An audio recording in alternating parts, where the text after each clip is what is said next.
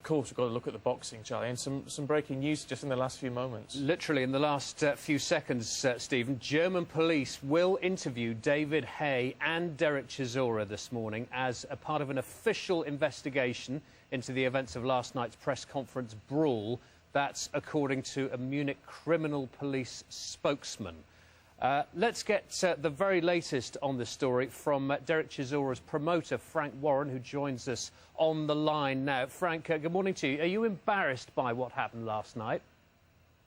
Yes, I thought it obviously, I'm very passionate about boxing, and I was, it's something obviously the sport doesn't need, and it was, something I hope never happens again. Do you share any blame in this, though? Because from what we can see on the footage, it looks like both you and Derek Chisora are goading David Haye. Well, let me just... I don't know what you've seen on the footage. I don't see how you can say that. David Haye appeared at a press conference, which was for a fight between Derek Chisora and Vitaly Klitschko. And the post-fight press conference was about what had happened during the fight, with all the interested parties giving their views. David Haye was then calling out Vitaly Klitschko, and he was told by Klitschko's manager, Bernd Bonn, that they were not interested in fighting him. He'd had his chance. And then Bernd Bonn suggests, why don't you fight Derek Chisora? And then I said to Bernd Bonn, and the winner then to fight Klitschko? And he nodded. And then from there, David Haye then shouted out, why would I fight him? He's lost, etc., etc. And it went from there. So, and for you to say that is wrong, and that certainly did not happen. Well, Frank, from what we can see and hear on the tape, it sounds like Derek Chisora is saying, what about your toe, repeatedly, which is a reference, of course, to...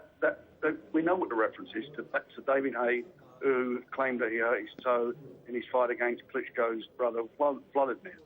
And he said, basically he was saying, you lost your last two fights, and he came back saying to him, what about your toe, or some nonsense like that. At the end of the day, all that is childish, but it's what it led to, which was unacceptable. But how would to blame Derek Chisora for it is wrong. It takes two to do what happened, and it just got out of hand, and it's unacceptable what happened. But Derek Chisora got hit in the face with a bottle. Do you know who hit him? No, I don't. I couldn't see it, and no more than I could see it. No more than Kevin Mitchell you had on earlier, who's 5'1", 5'2" tall. I was on a podium, I couldn't see it, and that room had 250 people in there, post-fight press conference, and he was the other side of the room. So he seemed to get a better view than I did, and I don't know how that was possible.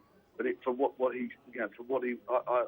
what he said this morning, and I can tell you that is impossible. If you look on the film, you study the film, as Derek Chisora walks up, he's got the microphone in his hand to say whatever he's got to say to Derek Chisora, to David Haye.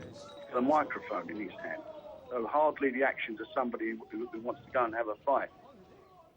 But Frank, we're just watching the footage again there. What Derek does is fairly provocative. He walks right up to David and pretty much puts his head against David Haye.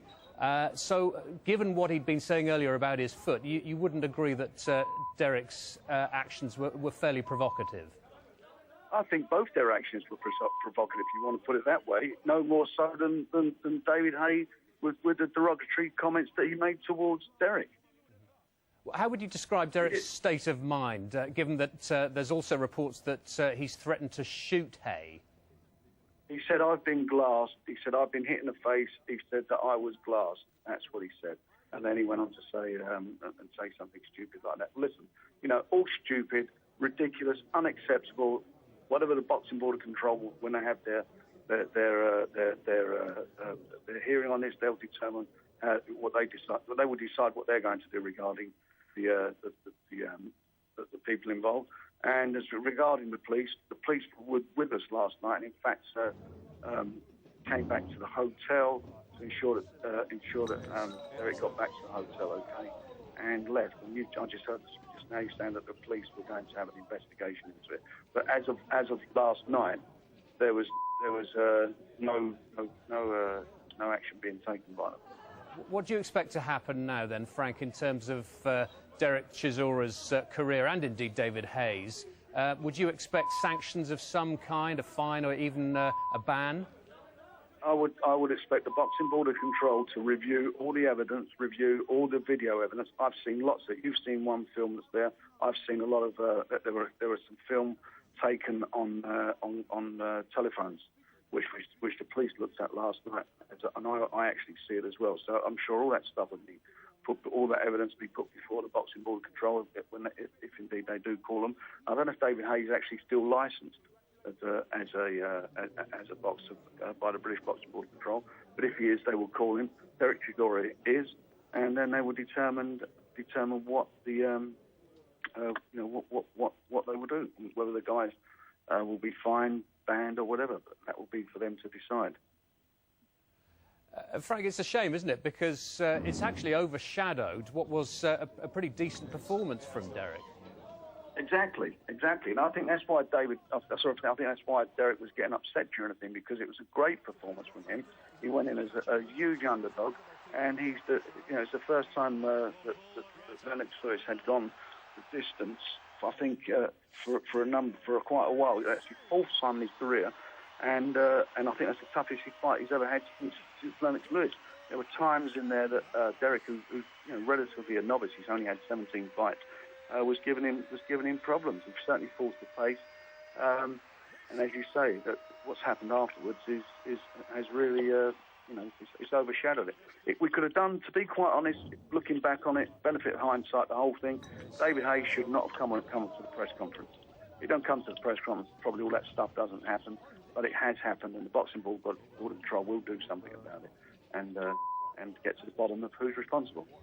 OK, Frank, one final thought. Would you like to see David Haye and Derek Chisora in a ring?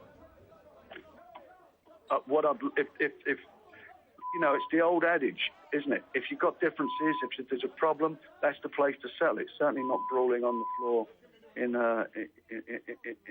a press conference in Hamburg.